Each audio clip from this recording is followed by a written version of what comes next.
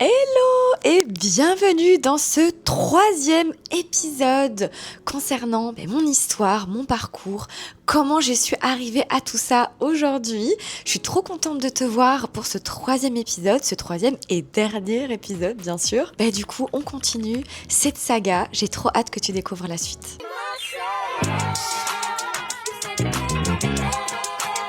Et donc l'équipe s'agrandit, donc trop contente. Et là, ça cartonne. Je décide de devenir formatrice. Forcément, comme vous avez pu le comprendre, j'ai formé mon personnel. Alors je vais en raccourci parce que je vous avoue que ça a été à 1000 à l'heure.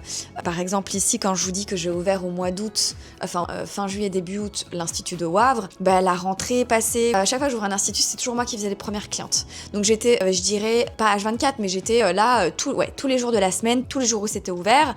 J'étais là pour accueillir les clients, pour faire les premières clientes. J'évitais de trop dépenser au démarrage, j'évitais d'engager quelqu'un. Je voulais faire en premier mon étude du marché pour voir si l'ouverture que j'avais faite était logique, s'il y avait du monde qui y venait, s'il y avait des rendez-vous qui se prenaient, quel était le ressenti des clientes vis-à-vis de l'entreprise, comment elles voyaient les choses. Voilà, je voulais vraiment avoir un contact direct avec le client parce que mon ressenti, depuis le démarrage, était toujours le bon et que pour moi, une employée, je dénigre pas une employée, mais pour moi, une employée, c'était pas la personne qui crée le business, c'était à moi d'être au front et de voir comment ça se passait avec les clientes, si elles étaient contentes de la technique, comment elles percevaient en fait l'identité de Mamzelle Nails. Parce que comme je vous ai dit, pour moi le but c'était vraiment d'atterrir sur les franchises et de développer le projet dans le monde, à l'international quoi. On est en 2017, on est sur la 3e année. Première année, donc ça a été 2015 XL, Châtelain. 2016, ça a été Wavre. Et 2017, j'ai sondé sur les réseaux sociaux, les gens suivent mes histoires, mes aventures, mes mésaventures aussi. On voit que je galère à gauche, à droite, mais que, en fait, je suis une bosseuse. Je suis quelqu'un qui n'ai pas peur de travailler, je bouge mon cul quand c'est nécessaire. Je fais des heures, on voit que je fais des heures. On se dit, en fait, elle est inspirante. On a même juste envie de rentrer dans l'institut pour me voir et pour voir comment je fonctionne. On demande tout le temps dès qu'on rentre dans l'institut, Mélanie elle est là. Et j'ai créé cette hype aussi autour de ça, autour de l'entrepreneuse en fait, l'entrepreneuse qui ne lâche rien, qui avance malgré les défaites, malgré les mésaventures, qui avance grâce à sa passion, qui a envie de faire plus, faire mieux, qui se remet en question. Et j'ai partagé régulièrement mes remises en question sur les stories, sur les posts, sur Facebook, sur Instagram, etc. J'ai souvent partagé tout ça, mon quotidien en fait finalement d'entrepreneur. On est le 25 avril. Et j'annonce officiellement, j'ouvre le 3e institut. Donc là, la saga continue. C'est un enchaînement de fatigue, un enchaînement de responsabilités. Donc j'empile en fait les responsabilités, j'empile la fatigue, j'empile les défaites aussi parce que j'engage, puis ça fonctionne pas. Puis j'engage, et puis ça fonctionne pas. Je forme, et puis ça ne fonctionne pas. Enfin voilà, je ne vais pas à chaque fois parler de chaque personne que j'ai engagée, mais voilà, ça a été galère. Donc je décide quand même de concrétiser un projet que je voyais déjà construire finalement petit à petit des années parce que j'ai formé toutes les protections miliaires qui sont venues chez moi. Elles avaient des bases, mais moi je les travaillais, je les façonnais à ma technique, à ma façon de voir les choses, à mon timing, qu'est-ce que je voulais pas, les produits qu'elles utilisaient, les produits qu'elles n'utilisaient pas, le protocole en fait, la méthode Mamzelle Nails. Et donc forcément, qu'est-ce qui se passe ? J'ai de la demande, j'ai des protections miliaires qui me contactent, qui veulent savoir comment j'ai fait, comment j'y suis arrivée en fait à ce niveau-là, comment j'ai fait pour déployer autant de hype autour de Mamzelle Nails. Enfin voilà, les gens se posent des questions finalement, qu'est-ce que ce petit machin là, elle arrive à faire quoi, que moi j'arrive pas à développer dans mon biz et que j'ai 3-4 clientes et que j'arrive pas à développer plus. Et donc là, forcément, il y a des gens qui veulent devenir comme moi, des gens qui veulent développer tout ça, et donc je crée la formation Mamzelle Nails. Je deviens formatrice en premier à Bruxelles, et puis je développe les formations à Wavre, etc. Namur viendra après. C'est vrai que Namur, je l'ai un petit peu délaissé, je l'ai jamais vraiment développé, je vais vous en parler plus tard, ce qui m'a coûté très cher en fait finalement.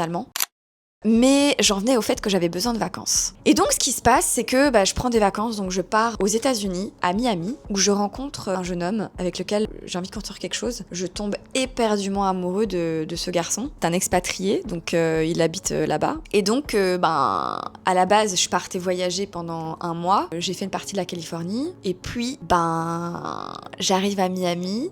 Je reste à Miami et donc je le rencontre et donc je reste là, je reste bloquée là en fait. Je reste pas 1 mois, je reste pas 2 mois, je reste beaucoup plus longtemps. Le problème c'est que j'ai une activité en Belgique, je dois rentrer, voilà, j'ai le taf, j'ai le bise. Et ce qui se passe, c'est que je découvre que quand je ne suis pas là, les employés parlent sur mon dos, mais pas de la bonne façon. Mélanie elle nous paye pas. Mélanie elle part en vacances alors que nous on travaille. Mélanie est toujours en retard sur nos salaires. En gros, je suis la méchante, quoi. Donc là, je me dis, wow. Mais là, je le découvre par les clientes, en fait. C'est au moment où j'arrive, j'ai quand même une cliente qui m'envoie un message en privé et qui me dit, Mélanie, il y a un souci. Il y a un souci quelque part. En fait, donc faut savoir que là, les équipes sont agrandies. Il y a donc XL qui est plein. Je crois qu'elles sont 8. On a Wavre où elles sont 4. Et on a Namur où elles sont 2 pour le moment. Donc elles sont 13 au total. En fait, je me suis énormément liée d'amitié avec une des personnes. J'avais dédié une manager dans chaque institut. Et je m'étais aussi liée d'amitié quasi avec tout le monde. Parce que pour moi, c'est important. Je travaille avec elle. J'ai besoin aussi qu'on s'entende bien. Enfin, pour moi, c'est important en fait. Qu'on soit connectés, qu'on ait la même vision, qu'on ait envie des mêmes choses. Enfin voilà, moi, je trouve ça important que quelqu'un qui vient travailler dans mon établissement aime ce qu'elle fait. Voilà, qu'elle se sente bien, qu'elle ait une chouette cabine, qu'elle se sente bien à la table, qu'elle travaille avec les produits qu'elle aime bien, malgré qu'il y a un protocole à respecter. Et je veux aussi qu'on suive l'idée que j'ai de mon business, l'idée à laquelle je veux que ça ressemble, je veux qu'on suive ça. Mais je suis aussi à l'écoute de mes employés, je suis à l'écoute des personnes avec qui je travaille, je veux aussi qu'elles se sentent bien dans mon établissement. Et donc au moment où je reviens, j'entends ça, il a suffi de quelques jours pour que je reçoive des ruptures de contrat. Donc là, c'est genre, j'arrive, j'ai le sol qui se barre en dessous de mes pieds, et donc là je tombe de haut, quoi. Je me dis, mais est-ce que j'ai raté quelque chose? Expliquez-moi, quoi. Donc là, on appellera ça la jalousie. Franchement, j'ai pas les mots, parce que en fait, et je pense que vous l'avez vu dans une FAQ aussi, je suis quelqu'un qui sauve les gens. Voilà, ça fait partie de moi. J'ai un peu le syndrome de la sauveuse. Donc quand je faisais les entretiens, etc. avec les personnes, alors oui, je savais quel élément je voulais avoir, mais j'avais quand même ce petit syndrome de la sauveuse, malheureusement pour moi. Et donc, ben forcément, je me retrouvais pas toujours avec des profils idéaux, on va dire. Et donc, en fait, je me disais, mais pourquoi on me fait ça? Je les ai aidés. Pourquoi on me fait ça? Je comprends pas en fait. Et j'ai tout fait pour les mettre bien, j'ai tout fait pour les aider, j'ai tout fait pour les sauver. Ça a été une des plus grosses piques de mon parcours entrepreneurial aussi. Cette meuf, en plus de me remettre son C4, a emporté 2 personnes que j'avais engagées avec elle. Elle vient d'une région qui est à 45 minutes de route. Donc elle n'est pas du tout de ma région, si pas 50 minutes. Et la meuf décide d'ouvrir dans le village où j'ai grandi. Dans mon village, où il y a la boulangerie familiale, où j'ai été faire ma photo de carte d'identité à la commune. Enfin, elle décide d'ouvrir dans mon village. Mais c'est pas tout. Elle va dire à toutes les clientes, et elle va choper toutes les clientes avec elle. Et bref, vous savez, c'est facile de faire passer quelqu'un pour la mauvaise. Il suffit simplement de jouer la victime, et c'est bon, c'est réglé. Forcément, moi, n'étant pas présente et décider de prendre des vacances parce qu'en fait, je me suis éclaté la gueule depuis des années et qu'en fait, je suis légitime, bordel de cul, vu les choses que j'ai mis en place, de prendre du off, en fait, s'il vous plaît. Et que durant ce off, en fait, on me fout des coups de poignard dans le dos et qu'au moment où je reviens, on me pose les papiers sur la table et on me dit, Mélanie, t'as pas bien fait ça, t'as pas bien fait ça, t'as pas bien fait ça. J'ai jamais eu de compte rendu. J'ai jamais eu de Mélanie, t'es en retard sur tes salaires. J'ai jamais eu de Mélanie, on n'est pas bien chez toi. J'ai jamais eu ça. J'ai juste eu les sons de cloche de mon père, finalement, il m'a dit, mais Mélanie, on voit ce qui rentre. On voit ce qui se passe dans ton établissement. Trop gentil avec elle. Qu'est-ce qui se passe à ton avis? Tu leur donnes trop l'opportunité, tu les mets trop en avant. Et qu'est-ce qui se passe? Elles ont juste décidé de te piquer ce que t'avais, tout simplement. Tout ce que tu construis, elles te le prennent. Et j'étais là, mais non, pourquoi faire ça? Pourquoi pas le faire finalement? Pourquoi pas le faire, Mélanie? Et je vous avoue que j'avais pas envie de croire à ça, et je suis certaine qu'il y a pas mal de prothèses ongulaires qui vont se reconnaître là-dedans, parce que je suis certaine que vous l'avez fait. Mais les clientes qui viennent, à un moment donné, au démarrage, quand elles sont piochées dans le monde, dans la clientèle, dans le biz, elles sont pas piochées par vous, si vous êtes prothésiste ongulaire, si vous travaillez dans un salon. Elles sont pas piochées par vous. Elles sont piochées par l'entrepreneur derrière. C'est-à-dire la personne qui a ouvert l'établissement. Si maintenant, vous avez des qualités, vous êtes agréable, etc., elle reste suite à ça, mais elle reste aussi suite à tout le système qui a été mis en place grâce à l'entrepreneur qui a créé l'entreprise dans laquelle vous travaillez. Je me suis retrouvée un matin à venir au travail dans mon institut, après avoir accepté que ces gens se barraient, dont une, la manager qui m'a tapé un certificat de durée indéterminée, pour laquelle j'ai dû faire un crédit de 15 000 € pour lui payer des indemnités. Premier crédit que j'ai fait de ma life, pour payer des indemnités à une employée. Et là, je pense que vous le sentez, j'ai la haine en fait. J'arrive même pas à sortir une larme parce que là, j'ai la haine. J'ai envie de les frapper. Je vois rouge en fait. Je vois rouge, j'ai envie d'aller péter ses pneus, j'ai envie d'aller la tabasser en fait. C'est aussi simple que ça. J'ai envie d'aller lui casser la gueule. C'est aussi simple que ça. J'ai envie d'aller la détruire, d'aller faire flamber son truc. Ce que je n'ai pas fait en fait. Mon père il m'a dit ça ne servira à rien. Mélanie, mets ton énergie dans le développement de ton entreprise. Mets ton énergie sur le positif. Et c'est difficile en fait. C'est difficile parce que à ce moment-là, on m'a arraché quelque chose. Voilà, là c'est la faiblesse, c'est la tristesse en fait de se dire j'ai fait confiance et je suis arrivée, comme je vous disais, le matin dans mon établissement avec un agenda normalement rempli parce qu'il y avait des noms, il y avait des numéros. Mais en fait, elle avait pris toutes les clientes. Enfin, elle avait pris une bonne partie, quoi. Parce que c'est pas légal, en fait. Elles avaient même pas dit qu'elles ne venaient plus. Enfin, je sais pas comment ça s'est passé. Et franchement, je m'en souviens même plus, mais je me souviens juste du choc au moment où je suis arrivée et que de 9h ou de 10h à 18h, je crois qu'il y a 2 clients qui sont venus sur 8. Là, je me suis dit, ok, bah écoute, on va appeler tout le monde, en fait. J'étais là avec une de mes employées avec qui je m'entendais extrêmement bien, qui a été la prunelle de mes yeux pendant un bon bout de temps. Et je lui ai dit, écoute, prends ton téléphone, mets-le en privé, quoi, pour que personne ne puisse te recontacter, parce que si elle allait passer son numéro de téléphone, les clientes allaient l'emmerder, etc. Donc je lui ai dit, mets-le en privé, et on va appeler tout le monde, en fait. On va les appeler, et on va leur demander, est-ce que vous venez ou pas à votre rendez-vous demain, après-demain, dans la semaine? Et en fait, après constat, on s'est amusé à barrer dans l'agenda, quoi. Et c'était simple, hein, c'était, coucou, voilà, c'est Madame Dionès. On nous raccrochait au nez. On nous raccrochait au nez, les gars. Les clientes me raccrochaient au nez. Non mais j'ai trouvé ça zinzin, quoi.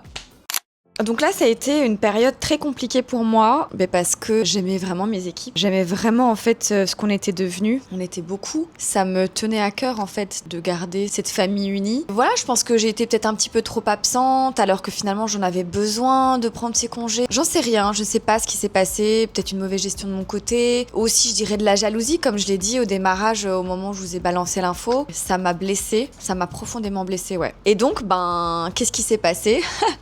J'ai dû recréer toute ma clientèle, forcément, parce qu'elle m'avait pris ma clientèle. Donc j'ai dû redémarrer de l'acquisition cliente, ce que j'ai fait d'ailleurs, et c'est ce que j'apprends dans les programmes que je vends, d'ailleurs le programme Nail Boost. J'ai tellement dû, à plusieurs reprises, créer de l'acquisition cliente, faire de l'acquisition cliente, que peu importe la situation que vous allez rencontrer, vous saurez facilement refaire de l'acquisition cliente, vous saurez rapidement remplir votre agenda, parce que vous allez comprendre l'acquisition cliente. Ça part d'une logique finalement. Mais ça, je vous expliquerai peut-être dans une autre vidéo, d'ailleurs si ça vous intéresse, mettez-le en commentaire. C'est un petit peu la descente aux enfers, je suis. C'est mon téléphone qui est descendu aux enfers.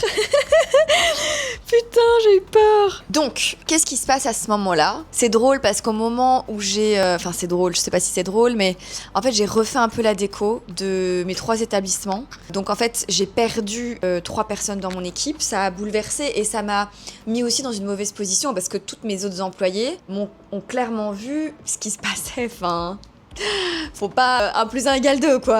Elles ont vu comment ça se passait, elles ont vu dans quel état j'étais, elles ont vu qu'il y a des personnes qui ont pris les clientes et qui se sont barrées. Et donc là, moi je me suis dit, quand elles ont été spectatrices de mes pleurs, j'étais démunie en fait. Elles ont été spectatrices de ça, donc elles m'ont vu dans ma vulnérabilité. Plus que ça, c'était pas possible en fait. Petite anecdote aussi, ça me vient comme ça. Par rapport à la personne, la manager qui m'a tapé un certif, c'était une personne qui faisait les cils. Pour moi, elle allait venir, quoi. Vous voyez pas en fait pourquoi elle ne viendrait pas travailler. Donc moi, je remplace cette personne pour les cils. J'ai fait de l'acquisition cliente, etc. Et donc j'ai réussi à récupérer, parce que moi je voulais réengager une technicienne de cils, c'était qu'une question de semaines. Et donc voilà, je me suis dit, je veux garder ce service, j'ai une réputation pour ça dans la région. Il y a encore des clients qui vont revenir, pas tout de suite, faut être patient dans le biz. Mais donc je me suis dit, je vais continuer à faire les cils, du moins les clientes qui restent, et le reste je vais faire de l'acquisition cliente.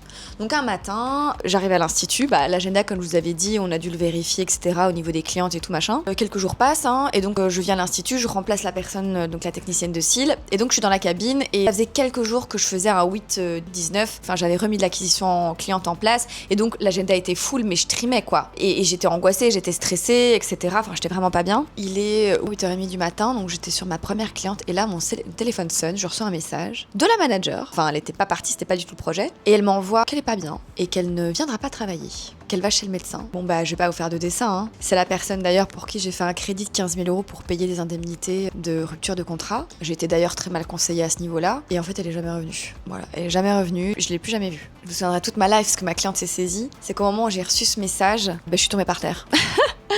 J'ai commencé à pleurer. Je sais pas vous expliquer, c'est même pas une syncope, c'est même pas tomber dans les pommes ou quoi. C'est vraiment comme si votre corps vous dit en fait, c'est terminé, on arrête tout, stop, tu vois. J'étais vraiment en train de malmener ma santé. J'essayais de remplir mes journées, en fait, j'essayais de remplir parce que j'avais peur. J'étais traumatisée en fait par 2 personnes, dont une qui voit tout ce qui se passe, donc je me dis qu'est-ce qui va se passer. J'essayais d'un petit peu la sonder. Oh non, non, rien, non, moi je reste, et puis en fait, elle s'est barrée quoi quelques jours plus tard. Et ça a été vraiment une remise en question.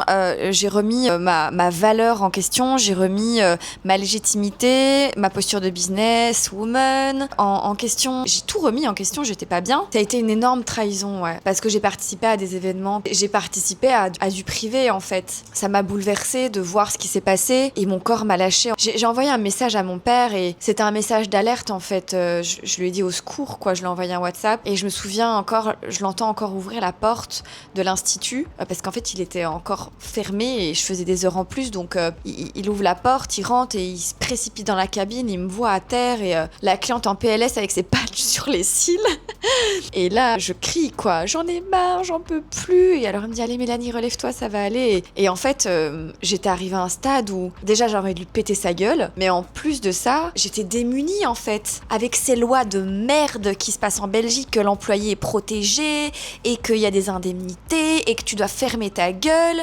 Et en fait, je me suis dit, mais putain quoi, j'ai construit tout de mes propres mains, de mon énergie, de mon âme, de mon cœur, de mes thunes, de mes tripes. T'as une poufiasse, ne veut pas venir travailler quoi. Je suis désolée mais à un moment donné, le fait de vous raconter ça, ça me fait revivre ces moments en fait où je me dis mais qui elle est en fait pour me faire ça? Tu veux plus venir travailler? Eh ben donne ta démission et casse-toi. Ne me fais pas des coups de pute comme ça en fait. Et donc ouais, j'étais à terre, j'ai dû annuler ma journée. En tout cas, j'étais au bout du rôle.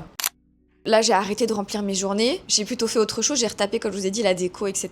Pour remettre de l'amour, en fait, dans mon institut. Réancrer, créer un nouvel espace, en fait. Mais en fait, j'avais besoin de me renourrir. Et ça a pris énormément de temps. Très difficile. Je la voyais parce que, du coup, j'observais. J'avais aussi mes autres employés qui disaient « Ah ouais, regarde le poste. Et tu reconnais, c'est cette cliente-là. Et ces mains-là, je les connais, c'est cette cliente-là. » Et j'étais là, mais bon après, je vais pas vous le cacher, ça a fonctionné 6 mois, elle était on fire et puis du jour au lendemain, plus rien, silence radio.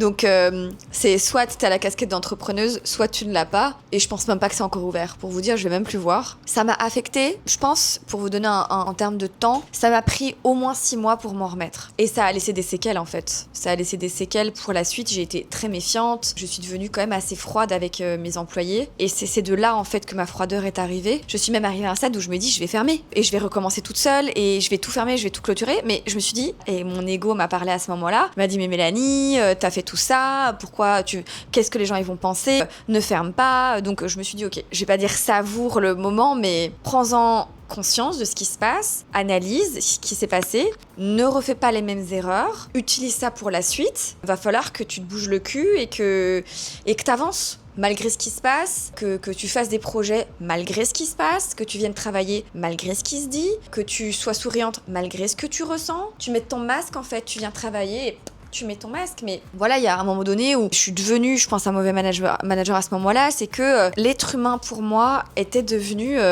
mauvais et je prenais les mauvaises décisions, que ce soit prendre les mauvaises décisions pour mes employés, pour mes acquisitions clients, pour la pub, pour les finances. J'ai fait que de la merde. Mais c'est normal. À ce moment-là, j'ai remis en question ma légitimité d'ouvrir un business. Forcément, ce qui se passait dans ma tête s'est répercuté sur mes actions. J'en parle en fait dans mes formations. Ce que tu penses va devenir ta réalité. Et c'est devenu ma réalité. Je suis devenue exécrable, j'étais anxieuse, antipathique, et en fait, je ne l'ai même pas réalisé. Bon malgré tout, je reprends quand même espoir en mes projets parce que je vous ai dit, la ligne, elle est tracée, j'ai un plan A et je veux rester au plan A. Mais c'est humain, c'est normal de douter, c'est normal de se remettre en question, c'est normal de se dire non j'arrête tout et puis le lendemain se dire ouais c'est bon on continue. C'est ça finalement le parcours entrepreneuriat, c'est de se dire en fait c'est des up et des down H24 et il faut tenir le coup parce que tout peut arriver du jour au lendemain, vous pouvez avoir un contrôle, vous pouvez avoir une perte de clientèle, vous pouvez avoir des employés qui se barrent comme j'ai eu. Enfin, moi, j'ai tout eu, hein. J'ai même eu les contrôles et tout. Je revois les budgets et je me dis, ok, j'ai envie de déménager. J'ai plus envie de rester dans l'institut dans lequel je suis à Bruxelles. Donc, je décide de déménager. Et ouais, je décide de déménager. Donc l'Institut au Châtelain, le premier institut de Mamzelle Nails qui a ouvert, va fermer ses portes pour ouvrir à un autre endroit.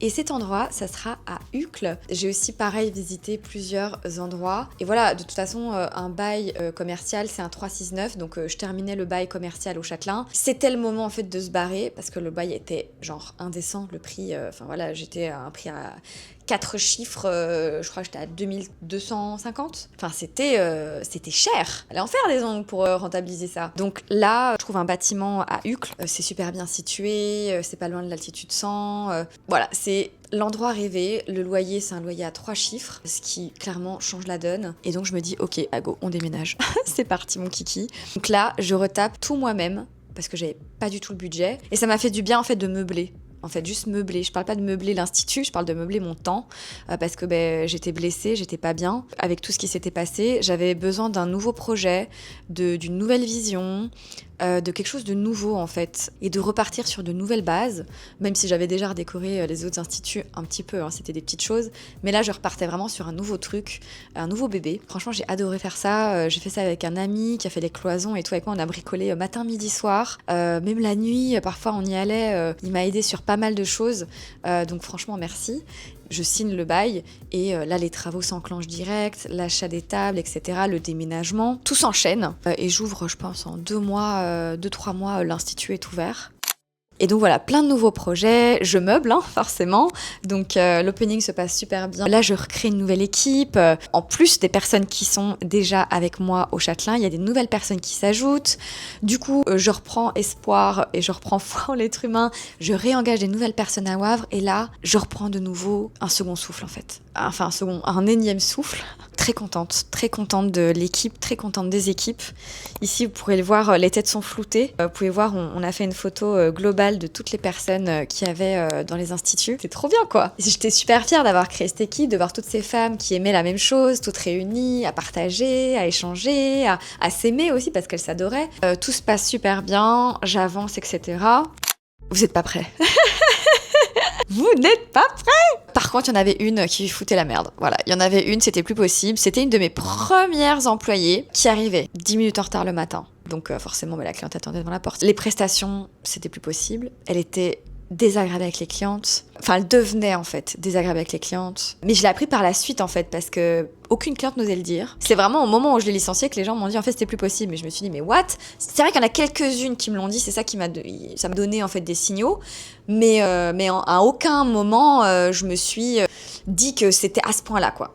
Et donc au niveau technique, en fait, c'était un peu la pomme pourrie de l'équipe. Donc en gros, désolée de dire ça, hein, mais vu qu'elle se permettait de faire des choses, c'est-à-dire prendre plus de temps de midi que les autres, c'est-à-dire se la glander à la table et ne pas nettoyer sa table, voilà, elle faisait des choses que je n'autorisais plus. Et vu que les autres voyaient que je la laissais faire, forcément les autres le faisaient. Enfin voilà, il y a un règlement à tenir. Et donc c'était devenu un petit peu la pomme pourrie. Et je l'adorais, hein, franchement. Oh, mon Dieu, je l'adorais, c'est ma première employée. Ça faisait 5-6 ans qu'elle était là. Et donc je décide de la licencier. Préavis de trop longtemps. Et la pomme pourrie, elle a pourri toute l'équipe. Elles étaient 7, tout le monde est parti. En fait, le temps qu'elle fasse son préavis, elle a trouvé un taf ailleurs. Et c'était, en fait, le taf ailleurs, c'était une de mes anciennes clientes. Elle ouvre un institut à 10 minutes de mon institut.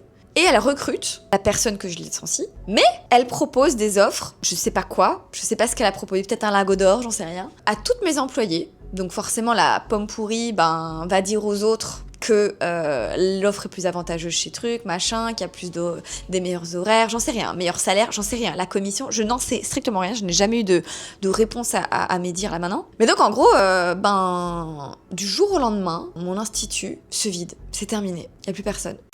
La personne avec qui je travaillais aussi depuis des années, vous savez, la demoiselle avec qui j'ai ouvert, décide aussi de partir. Et elle va aussi aller travailler là-bas. Donc c'est reparti pour un tour. Là, ça a été dur.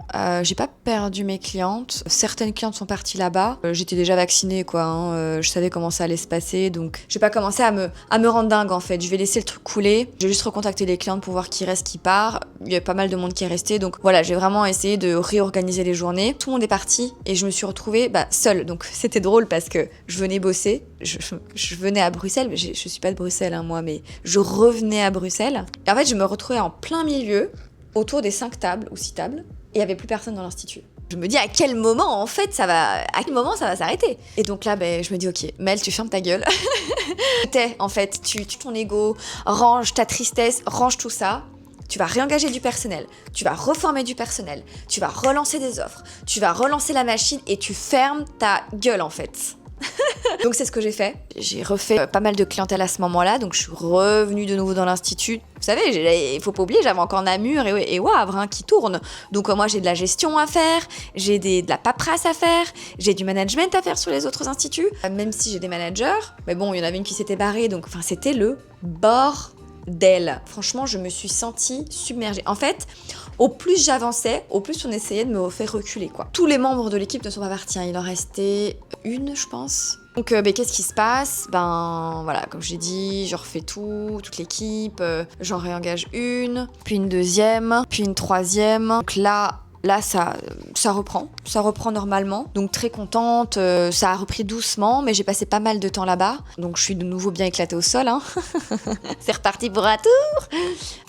Et donc, après ce bon coup de massue, je décide malgré tout d'investir dans un établissement. Voilà, mon premier bien immobilier. Et là, c'est à 2 km, même pas, de Wavre. Donc c'est à Bierges. Je me suis battue, hein. Oh mon Dieu. J'étais déterminée en fait. Je voulais absolument investir dans l'immobilier parce que j'avais les finances à ce moment-là, j'avais mis de côté et tout. Et je voulais investir dans mon premier bien. Et donc j'ai visité à gauche, à droite, il y en a un qui m'est passé sous le nez. Mais donc oui, j'ai vu pas mal de déceptions aussi à ce niveau-là. Et puis j'ai acheté Vierge, vous pouvez le voir ici. Un établissement sur lequel j'ai vraiment craqué. J'ai mis beaucoup d'amour. Je l'ai acheté, j'ai signé en avril. L'opening s'est fait, je pense, en octobre. Si mes souvenirs sont bons, le 10. Donc là, petite photo de l'opening et tout, c'était trop bien, la décoration était trop bien. J'ai fait du sol au plafond, j'ai mobilisé des équipes, des ouvriers, c'est moi qui les dirigeais avec mon papa. Mon papa m'a quand même pas mal aidé à ce niveau-là. J'ai fait mes propres plans. D'ailleurs, l'électricien s'est bien foutu de ma gueule. Chris, si tu regardes ça, il m'a dit mais c'est quoi ces plans? Et je dis je voulais vraiment avoir l'institut de mes rêves. J'achetais mon bâtiment. Pour moi, c'était super important d'avoir un truc qui me ressemblait à 100%. Alors, aujourd'hui, ça ne l'est plus. Mais à ce moment-là, c'était ma DA, c'était ce que je voulais mettre en place. Pour moi, c'était vraiment un investissement sur du long terme. Tout s'est super bien passé, franchement. Du coup, il y avait au total 4 instituts. Un à Bruxelles, un Wavre, un à Namur et un à Bierges. Donc, alors, je vous explique rapidement pourquoi j'ai voulu acheter un établissement à 2 km de celui-là de Wavre. Parce qu'en fait, celui-là de Wavre, il cartonnait tellement bien que on devait rajouter des tables aux tables qu'il y avait. Et donc c'était devenu le bordel, c'était devenu trop petit, il y avait trop de monde dans l'institut. Et donc je me suis dit, je vais en ouvrir 2 dans la même région. Donc là, j'investis dans mon bâtiment en 2019, toutes mes économies. Et donc là, je pense que vous le savez tous, le Covid vient m'éclater au visage de plein fouet.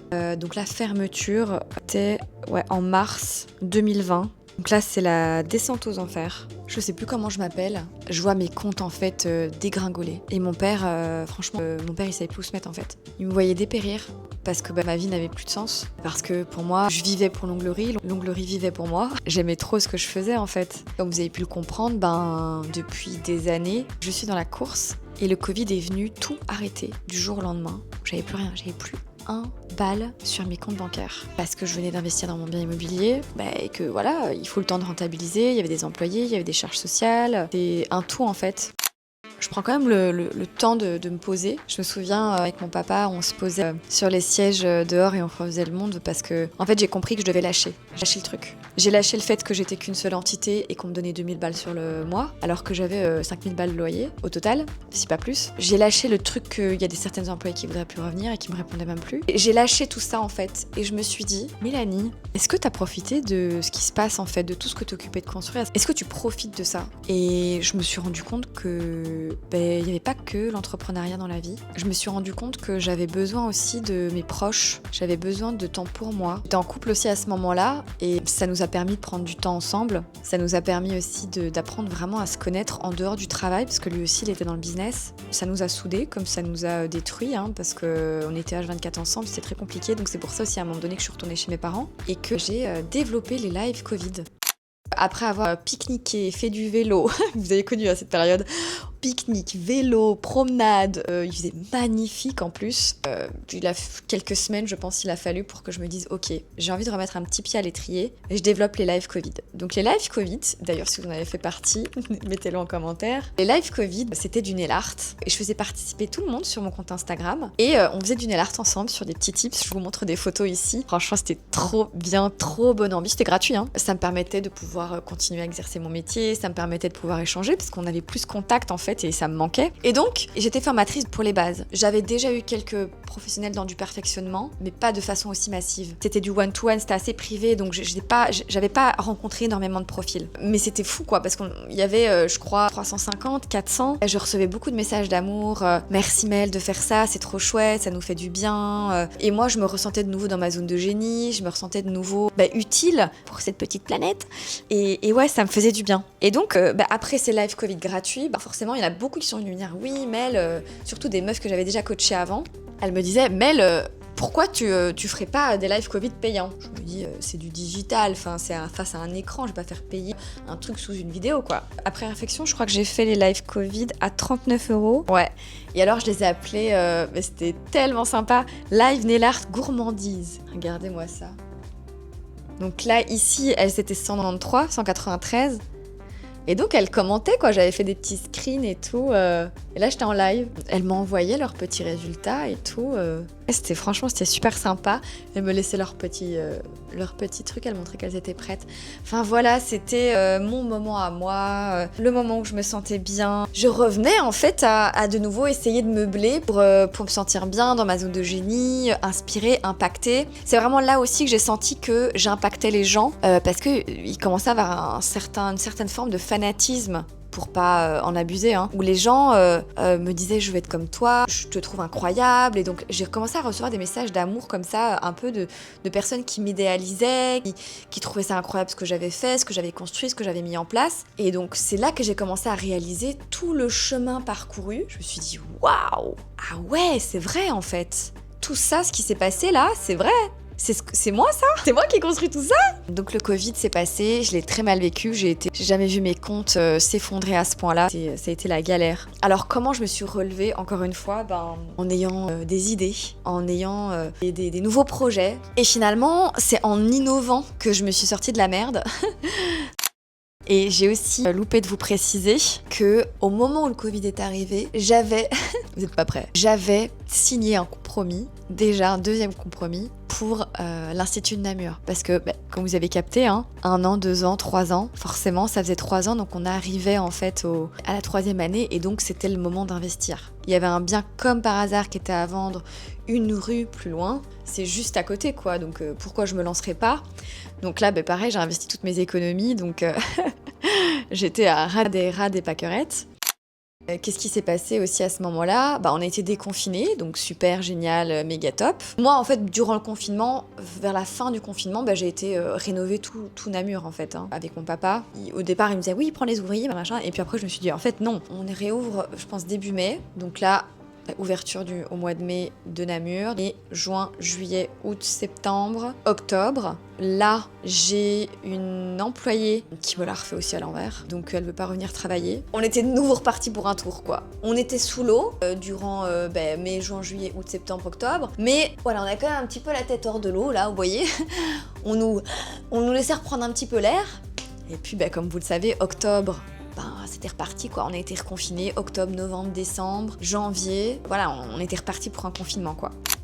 Et donc là, je vous refais un petit topo aussi de tout ce qui se passe. J'ai l'Institut à Uccle, j'ai l'Institut à Wavre, j'ai l'Institut à Namur et j'ai l'Institut à Biarritz, donc il y a 4 instituts. Tout se passe bien, tout cartonne, j'ai des influenceuses qui viennent chez moi, ça fait de la pub, il y a de l'argent qui rentre, ça tourne, mais voilà, le temps que je récupère, les dettes que j'ai accumulées depuis le Covid, plus les investissements que j'ai fait dans l'immobilier, en fait je travaille pour payer des dettes, tout simplement. Je ne me sors aucun salaire, je paye les filles qui ont un salaire, j'en ai pas, et donc c'est un petit peu le début des emmerdes. Une erreur que je fais à ce moment de parcours, c'est que je mets 2 employés en tant qu'indépendante, parce que je savais plus payer les lois sociales. J'étais incapable de sortir une thune pour les lois sociales, je pouvais plus, c'était impossible.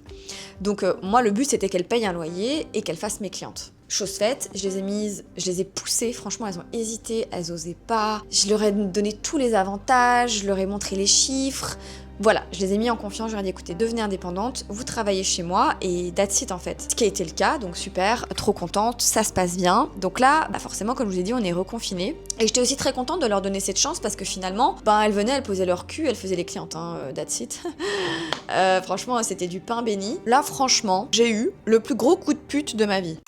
Je crois que là, pour le coup, on n'aurait pas pu faire mieux. Je vous remets dans le contexte. J'avais ouvert Wavre depuis...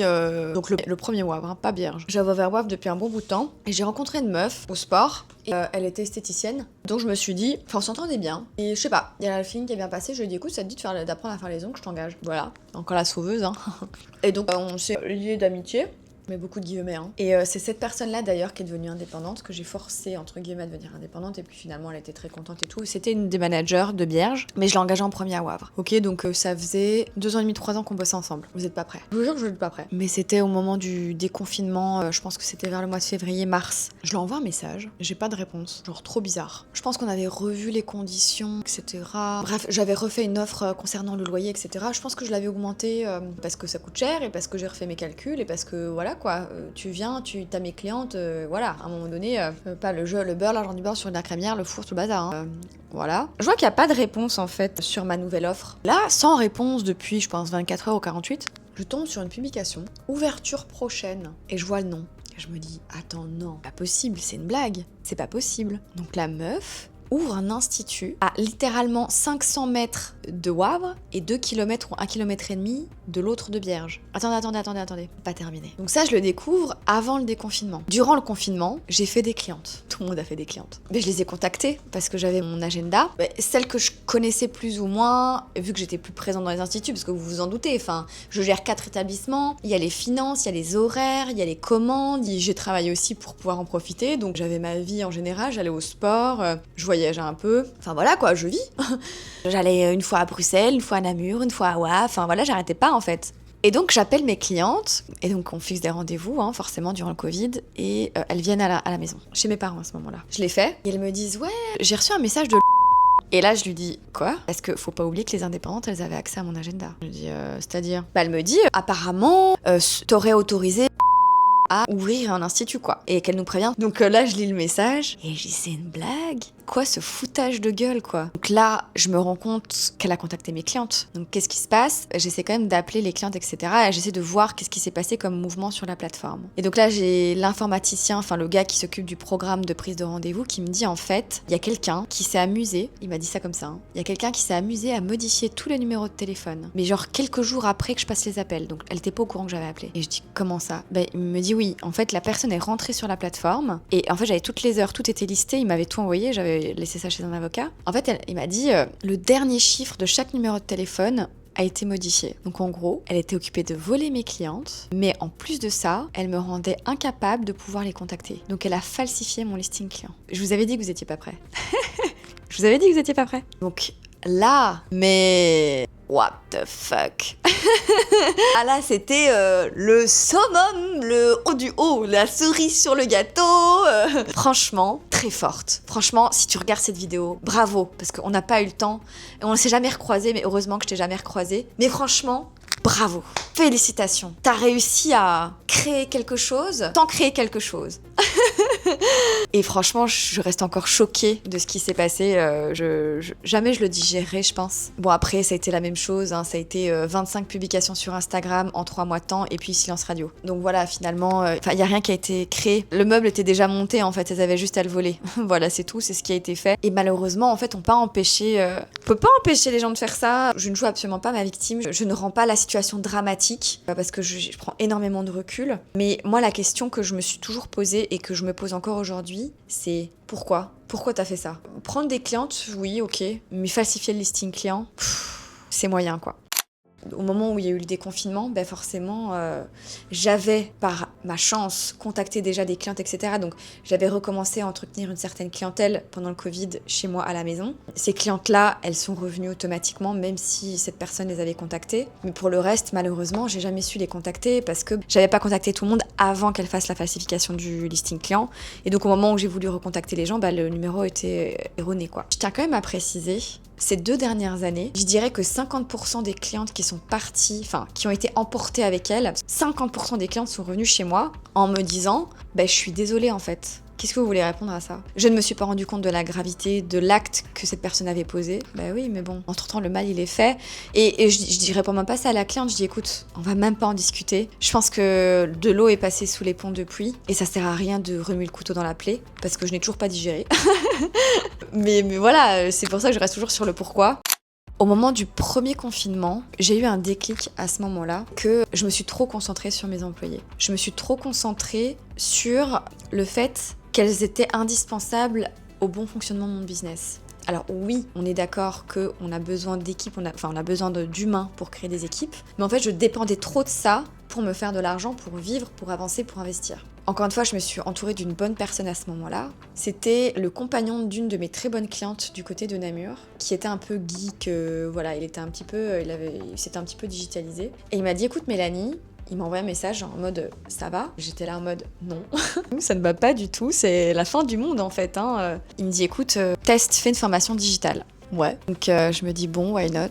Donc je teste une formation digitale. Je l'ai vendue, je pense, à 10-15 exemplaires, à 75 €, donc c'était pas waouh. Mais voilà, ça m'a permis de faire des petits sous au moment où j'en avais le plus besoin. Et ce qui était génial, c'est que j'étais dans ma zone de génie, j'impactais, j'aidais les autres, elles se formaient pendant le Covid. Enfin voilà, c'était un super chouette package. Je corrigeais les devoirs, enfin voilà, c'était super chouette. Et donc après ça, il me dit « ok, viens, on va créer le méga pack ». J'étais là « ouais, ok ». Il me dit « allez, crée le méga pack et vois si ça fonctionne et si t'es contente, on continue quoi ». Donc je crée le méga pack et en une nuit, j'ai fait 50 ventes. Le lendemain, je crois qu'il y en a 25 qui sont tombées. Sur le lendemain, je crois que je suis arrivée à 100 ventes en même pas 2 jours. Et là, je me suis dit, et c'est ce que mon père m'a toujours dit, Mel, t'as toujours su te renouveler. T'as toujours su rebondir. Il dit, t'es une vraie balle magique. T'as toujours su rebondir. À n'importe quelle problématique que t'as rencontrée, t'as toujours fait des choix qui n'étaient pas toujours parfaits, mais ces choix t'ont permis d'arriver où tu voulais être. Et il a pas tort.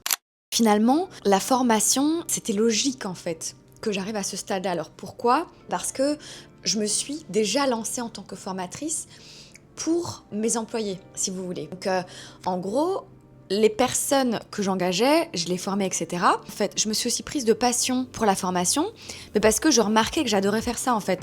J'adorais le montrer à mes employés, j'adorais faire les démonstrations, et j'adorais aussi voir la lumière dans leurs yeux quand elles voyaient qu'elles y arrivaient, grâce au fait que je leur avais montré, qu'elles arrivaient à refaire la même chose et qu'il y avait le résultat que je souhaitais. Et ça, en fait, c'était vraiment un cadeau parce que de un, elles trouvaient un travail chez moi, de deux, elles étaient fières d'elles, elles avaient les bonnes techniques, elles étaient bien équipées. En fait, c'était vraiment un cercle vertueux et c'est vraiment ce que j'ai adoré. Et en fait, après ça, il y a beaucoup de protéistes ongulaires du métier, donc des personnes qui sont dans le métier parce qu'elles sont venues me trouver via Instagram et elles sont venues me dire voilà, est-ce que tu peux me former, etc.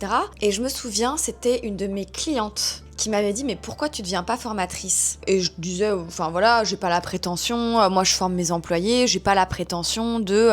Et puis c'est vrai que fur et à mesure que j'étais sur le réseau social, etc., je commençais à attirer de plus en plus de protéistes ongulaires qui étaient en fait attirés par ma réussite, attirés par ce que je dégageais, attirés par ce que je développais, etc. Cette cliente qui m'avait dit pourquoi tu deviens pas formatrice, et puis une autre protéiste ongulaire qui vient vers moi en mode est-ce que tu peux me former, etc., etc. Et je me suis dit mais il y a un truc en fait, il y a un truc qui se cache derrière tous ces signaux, est-ce que je le prendrais pas quoi? Donc là, j'ai fait une première formation, on peut le voir ici sur cette photo. C'était ma toute première formation, elle s'est passée à XL. Oh, qu'est-ce que c'était chouette. Et je me souviens, il y avait 2 clientes, c'était 2 clientes à moi, qui voulaient devenir prothésistes ongulaires, enfin en tout cas qui voulaient apprendre la technique, etc. Et voilà, c'était vraiment, je vais pas vous mentir et je vais pas me balancer des fleurs ou quoi, c'était à la bonne franquette quoi. C'était, on est là pour apprendre, c'était bon enfant, c'était les techniques aux tips, enfin il y avait rien de foufou quoi.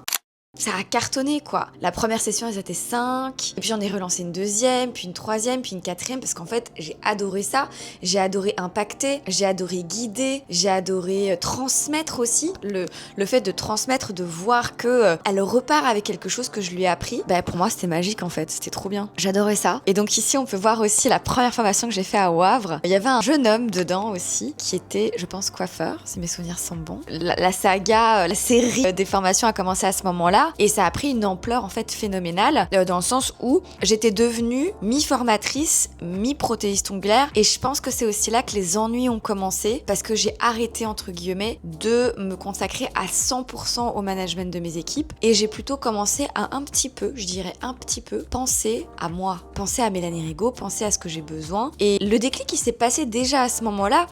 Donc je dirais, au moment où je suis devenue formatrice, c'est à l'ouverture de Wavre. C'était avant Namur, donc un petit peu avant l'ouverture de Wavre. L'ouverture de Wavre s'est faite en juillet et j'avais déjà donné une première formation en automne l'année d'avant. C'était 5 ans ou 6 ans après que je sois devenue prothésiste ongulaire, après que je me sois faite former en fait. Et après, finalement, j'ai vraiment développé ma propre technique en clientèle parce que j'ai appliqué ce qu'on m'a appris, oui, mais j'ai rajouté et je me suis formée à gauche et à droite pour pouvoir rassembler toutes ces idées et créer ma propre méthode. D'ailleurs, si tu veux te faire former, je t'invite à cliquer sur le lien sous cette vidéo pour candidater à la formation et l'accompagnement Nail Boost, qui est une formation, un accompagnement qui change la vie des prothésistes ongulaires. Elles apprennent une vraie méthode, que ce soit en termes de pratique ou en termes de rapidité. Et le game changer, c'est vraiment les réseaux sociaux pour gagner en clientèle et gagner en visibilité. Donc si tu veux, tu peux cliquer sous le lien sous cette vidéo pour candidater et avoir un petit call avec moi pour en discuter. D'ailleurs, les élèves, n'hésitez pas à commenter sous cette vidéo, ça va vraiment aider. Vous savez à quel point vous avez été aidés dans le programme Nail Boost et je pense que vous ferez votre BA si maintenant vous notez que vous avez fait partie du programme et que vous êtes satisfaite, vous êtes content, que vous avez eu des résultats. Enfin voilà, j'ai vraiment envie d'aider les prothésistes ongulaires, d'aider les gens en fait à faire un vrai business. Et c'est ce que je remarque en fait au niveau des mentalités. Je pense que j'ai été un cerveau à part. Voilà, ça c'est clair. J'ai été un cerveau à part au moment où j'ai commencé parce que j'ai vu le métier de l'onglerie comme un métier passion, oui, mais je me suis pas vue comme la première déconne en mode je vais faire un métier passion et je vais me faire couillonner par mes clientes quoi. C'était hors de question.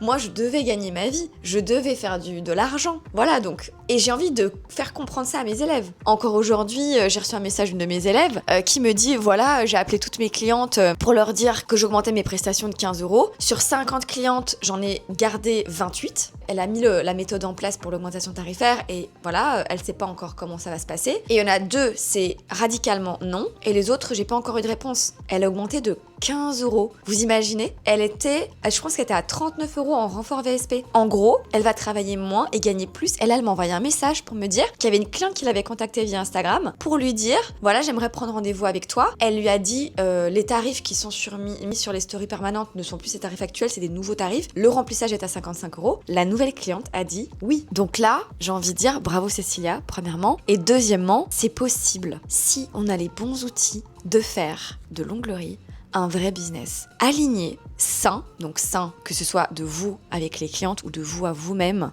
Faut que les prestations soient parfaitement effectuées pour tarifer haut, qu'on s'entende bien et que ça soit aussi rapide et que votre identité corresponde à une certaine valeur, etc. Enfin voilà, si vous voulez vous faire former, je vous invite à cliquer sur le lien sous cette vidéo.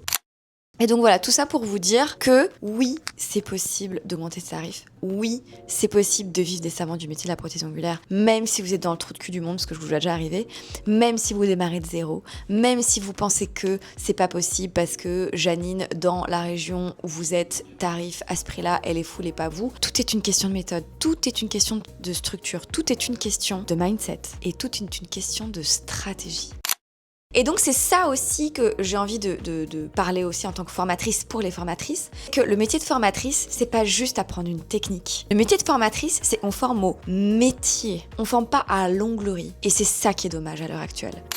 J'ai hâte de faire encore évoluer d'autres femmes dans ce métier, c'est certain. Et je suis certaine que je vais encore en voir des beaux messages, voir des belles réussites, voir des belles ouvertures d'instituts. Parce que c'est ce qui se passe, comme Luna qui a ouvert son établissement, comme Dalia qui a pu se payer un SMIC, après 4 ou 6 mois d'accompagnement. Qui d'autre qui a ouvert son établissement? Charlotte, qui a ouvert son établissement, qui cartonne, hein. Voilà, alors qu'elle a eu des soucis dans le perso, donc elle a dû tout redémarrer de zéro. Enfin, tout ça pour vous dire que si vous êtes bien accompagné, avec les bonnes personnes, avec surtout l'expérience derrière, vous allez avoir d'office du résultat. Voilà, c'était la petite aparté.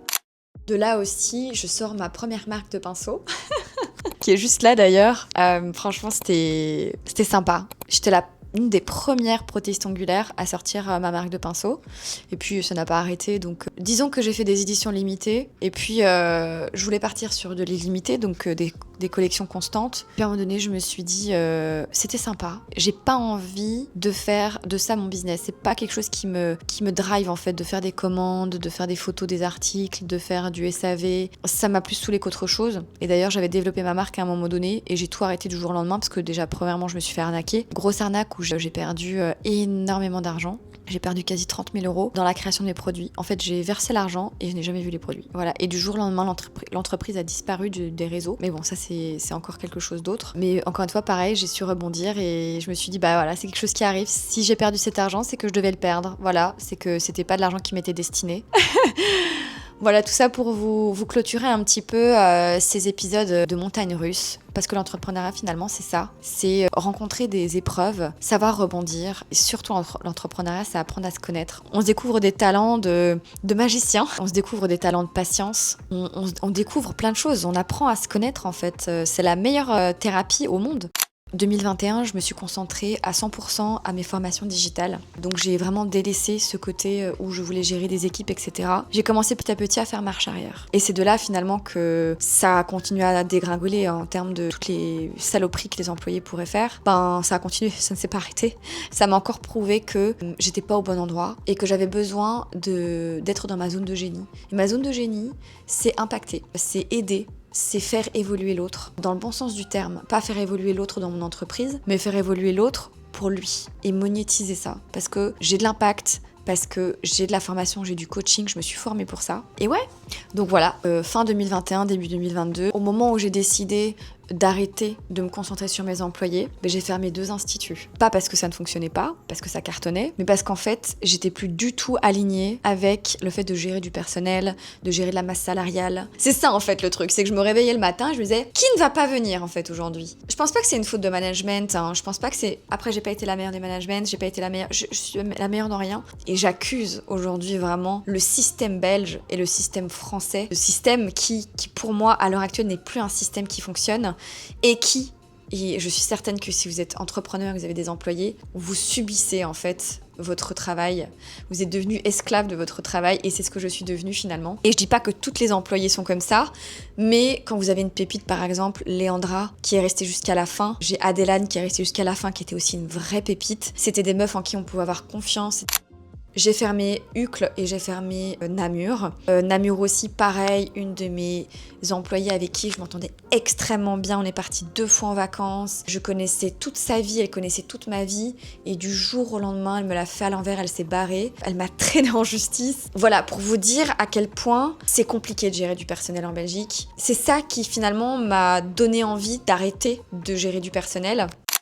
Fin 2021, début 2022, je clôture avec mon compagnon à ce moment-là. Donc là, c'est la dégringolade, hein. Burn-out, je venais en plus d'acheter ma maison. Et donc j'étais au plus bas, j'étais vraiment pas bien. C'est à ce moment-là aussi j'ai décidé de faire marche arrière, de fermer les instituts. Donc j'avais une grosse remise en question vis-à-vis de ce que je voulais faire. J'étais complètement perdue. Je savais pas où je voulais aller, même si j'avais ce statut de formatrice, même si j'avais ce statut de formatrice en digital et en présentiel, même si tout le monde me voyait comme Mamzelle Nail, c'est...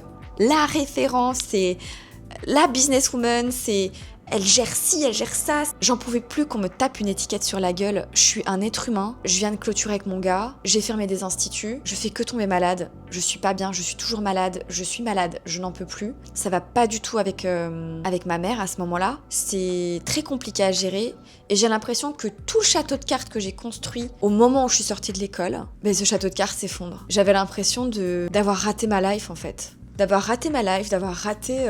J'ai raté un train. Mon père qui me disait que j'avais toujours pris les trains au bon moment. J'avais l'impression d'avoir raté un train, d'avoir loupé un épisode en fait. Quel chapitre j'ai loupé en fait. Et je me suis barrée. Début 2023, je dis à mes employés, écoutez, je me casse. Je me casse, j'ai besoin de temps pour moi, j'ai besoin de me recentrer. Je vais partir 3 semaines, 1 mois, peut-être plus, on verra. Mais voilà, donc on fait une petite fête, je me barre, voilà, pour faire court.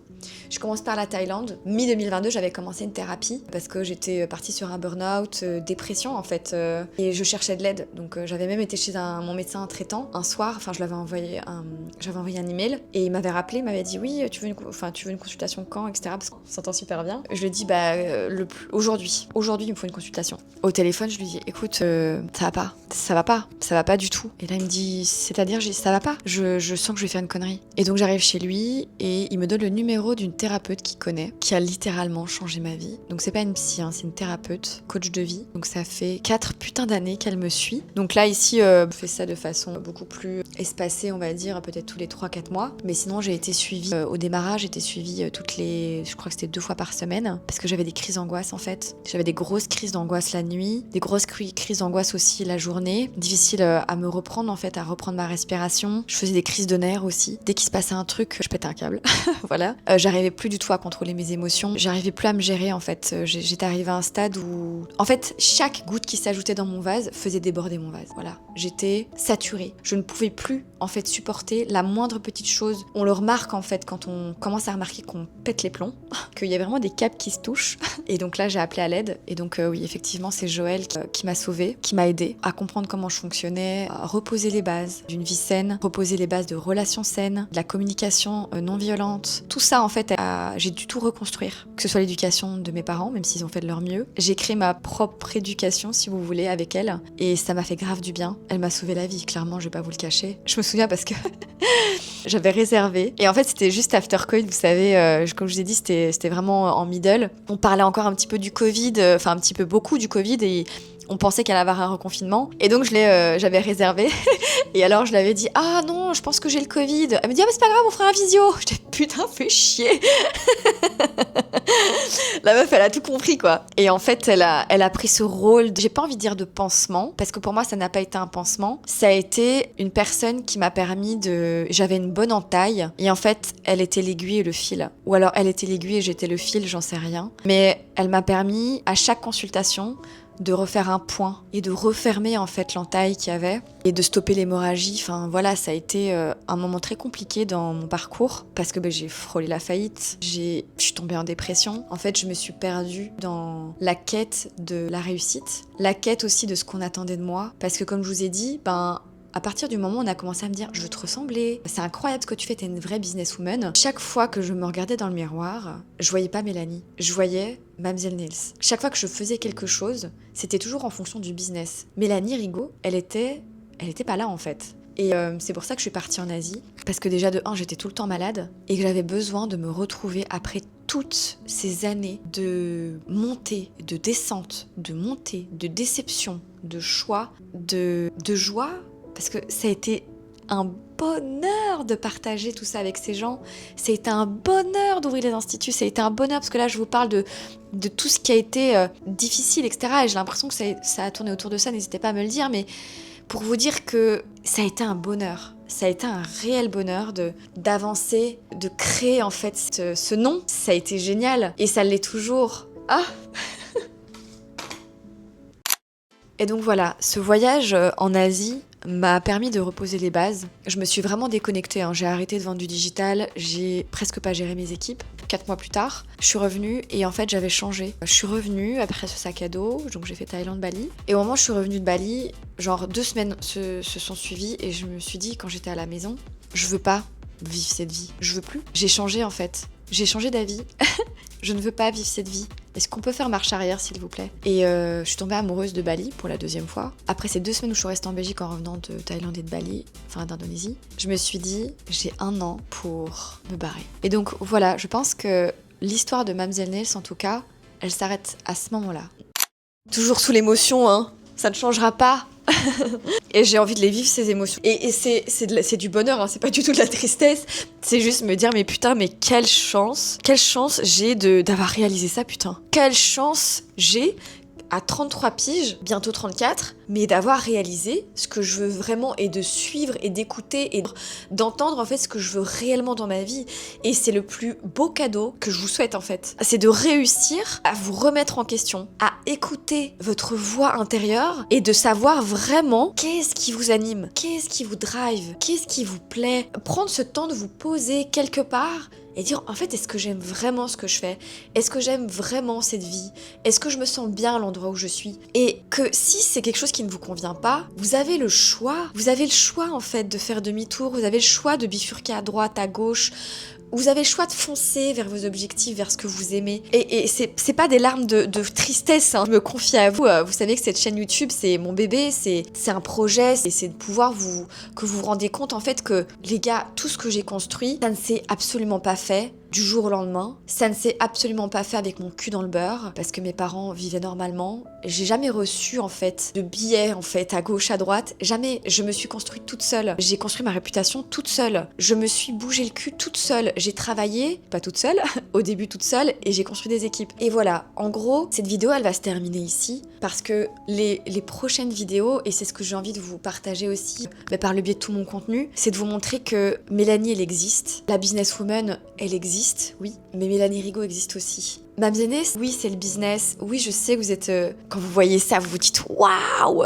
Et quand vous écoutez ça, vous vous dites mais... Et vous allez certainement me le dire sous ces vidéos. Mais c'est quoi cette... Elle est forte, la meuf, en fait. Et elle s'est chaque fois relevée, elle a chaque fois rebondi. Mais c'est tellement que j'aimais mon métier, tellement que j'avais, comme je vous ai dit, mon plan A, il était là en fait. Et j'étais déterminée à faire ce plan A. Et je dirais que l'événement qui m'a le plus impacté, je vous en ai parlé dans ma FAQ, c'est le Covid qui m'a fait me remettre en question. C'est le Covid qui m'a aidé aussi, et merci le Covid, ça m'a foutu à terre, mais ça m'a donné aussi cette opportunité, et il faut voir ça aussi comme ça m'a donné cette opportunité de...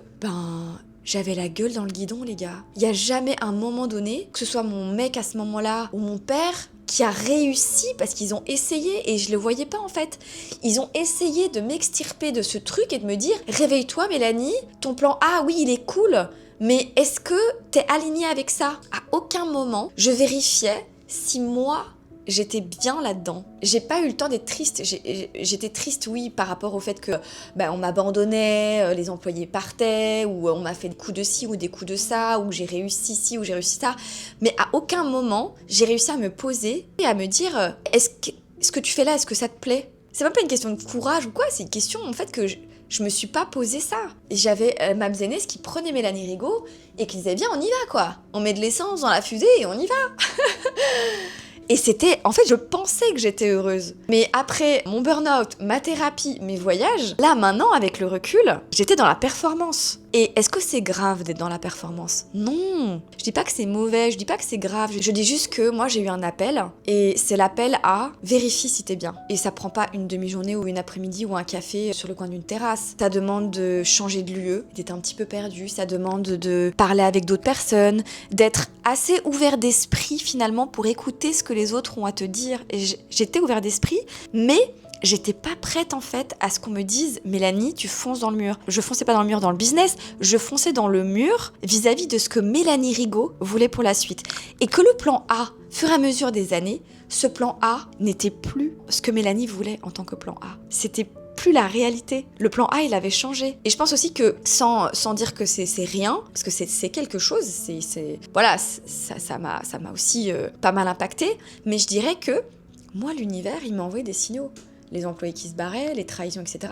Le fait que je sois malade, tous les signaux étaient là, occupés de me faire des appels de phare. Et en fait, j'étais tellement dans plan A, plan A, plan A, que je les ai pas vus. Donc, je vous invite vraiment, en tant que business coach, à analyser, et même pas en tant que business coach, en tant que Mélanie Rigaud, dans votre vie, que ce soit vos compagnons, désolée s'il y a des divorces après cette vidéo, d'analyser comment vous vous sentez. Est-ce que vous êtes content de ce qui se passe autour de vous? Est-ce que vous êtes content de la façon dont vous vous comportez? Est-ce que vous aimez ce que vous faites? Est-ce que vous aimez vous réveiller le matin? Est-ce que c'est quelque chose qui vous rend heureux? Et quand vous voyez l'objectif que vous êtes fixé, parce que normalement on a souvent une vision, est-ce que si vous mettez cette vision devant vous, est-ce que c'est quelque chose qui vous plaît encore? Est-ce que c'est quelque chose que vous voulez encore? Et je dis pas qu'il faut la changer complètement, c'est pas ça que je dis. Mais peut-être, parce que moi je suis toujours dans l'onglerie, je suis partie habiter à l'étranger, mais je suis toujours coach dans ce que j'aime faire. Donc peut-être à un moment donné, soit faire un pas en arrière, Un pas à gauche, un pas à droite, bifurquer complètement, changer en fait. Vous savez, il y a des prothèses ongulaires, elles arrêtent totalement du jour au lendemain. Ou même des personnes, je ne sais pas dans quel métier vous êtes si vous regardez cette vidéo, mais réfléchissez à ça. Et donc, si vous êtes aligné avec ça, eh ben c'est génial, continuez dans vos projets. Mais le principal ici, et après toutes ces histoires et ces épisodes, etc., moi, ce que j'ai envie que vous compreniez, c'est il y a des signaux qui vont venir à vous. Prenez-les, analysez-les, et voyez si vous êtes encore en accord avec le projet que vous avez envie de faire. Le deuxième, c'est qu'est-ce qui se passe là, dans votre petit cœur? Qu'est-ce qui se passe là et là? Et votre santé, comment elle va? Parce qu'elle vous appelle à un moment donné. C'est ce qui m'a aussi appelée. J'ai peut-être certainement oublié des détails, comme par exemple l'achat de ma maison, le fait de déménager à Dubaï, ça se passe après, mais il y a certainement pas mal de choses que j'ai peut-être loupées. Mais c'est pas forcément ça qui est le plus important. Le plus important ici, c'est que vous vous inspiriez de ça, que ça vous parle, que ça vous permette de vérifier aussi en fonction de mon expérience, de vérifier chez vous comment vous vous sentez, comment vous avancez dans votre vie. La vie, on n'en a qu'une et elle mérite d'être vécue comme vous voulez qu'elle soit vécue. Pas en fonction des autres, pas en fonction de ce qu'on attend de vous, pas en fonction de ce que vous attendiez de vous il y a des années, mais en fonction de ce que vous voulez là aujourd'hui, pour demain. Et je dis pas qu'il faut vivre au jour le jour, loin de là, mais on grandit, on avance, on a des nouveaux objectifs, on a des nouveaux désirs, parfois on change aussi de façon de vivre, etc. Et que l'argent c'est le nerf de la guerre, on a besoin d'argent pour vivre, et que ce soit votre travail, et vos proches, etc. Vérifiez comment vous vous sentez en général dans tous ces casiers en fait. Le travail, les situations amoureuses, vos finances, comment vous vous sentez dans tout ça. Voilà. Donc, je vous remercie en tout cas pour votre écoute et je vous invite encore une fois, s'il vous plaît, à laisser des commentaires sous cette vidéo si ça vous a inspiré, si ça vous a parlé, si ça vous a donné l'envie d'entreprendre, si ça vous a donné de la force aussi de vous dire que il y a peut-être des petites conneries qui vous arrivent et vous chialez dessus et que là aujourd'hui vous dites putain, elle en a vécu des choses celle-là. Bon allez, je retire mes larmes et je bombe le torse et j'y vais quoi. Je voulais vous remercier pour votre écoute. J'ai trop hâte d'avoir vos retours sur ce genre de contenu. Et on se dit à bientôt sur cette chaîne. Notez bien en commentaire qu'est-ce que vous voulez comme contenu, encouragez-moi et je vous embrasse fort. Ciao.